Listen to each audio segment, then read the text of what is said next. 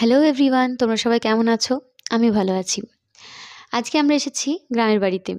আমার শ্বশুরমশাইয়ের অনেক জমি আছে, যেখানে ১২ মাস কিছু না কিছু চাষবাস হতেই থাকে। আর সেটা উনি নিজে পরিশ্রম করে দাঁড়িয়ে থেকে চাষবাসগুলো করেন। উনি সেটা খুবই ভালোবাসেন, আসলে চাষ করতে উনি প্রচণ্ড ভালোবাসেন। মানে এখন ওনার মানে প্রত্যেকটা মানুষের যে রিটায়ারমেন্ট করার যে বয়স, সেই বয়সে উনি এখন এসে পৌঁছেছেন। তবুও তিনি চাষ করা আ উনি ছাড়বেন না। মানে যতদিন না উনার শরীর ছেড়ে দিচ্ছে না, ততদিন উনি ছাড়বেন না। তো ঠিক আছে, আমরাও কিছু আর বলি না, যখন উনি ওটা নিয়ে ভালো থাকেন, তাই থাকুক। তো আমরা সবাই এসেছি, এখন বাদাম উঠেছে, তাই সেটা দেখতে এসেছি যে বাদাম কেমন হয়েছে, কীভাবে উঠছে, মেশিনে কীভাবে কী হয়, এগুলো জানতাম না, দেখিনি কখনো আমি। তো আমি আমার বর দুজন মিলে বিকেলবেলা আজকে গিয়েছিলাম। আমাদের ১২ মাসে কিছু না কিছু চাষ হয়।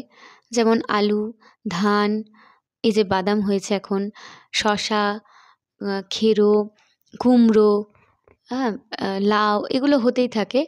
তো মানে ১২ মাসই আমাদের মানে সবজি-টবজি মানে আমাদের নিজেদের জমি থেকেই চলে আসে। আমি আমার বর দুজন মিলে গেলাম, ওখানে দেখলাম। আম একটু অন্যরকম বেশ জিনিসগুলো দেখতে পেলাম, ভালো লাগলো। আর খুব গরম ছিল আজকে, রোদ গরম প্রচণ্ড ছিল। সবাই খুব মানে একদম ক্লান্ত হয়ে গেছিল আর পারছিল না, সকাল থেকে চলছে। কিন্তু তাও করতে তো হবে, কমপ্লিট করতে হবে।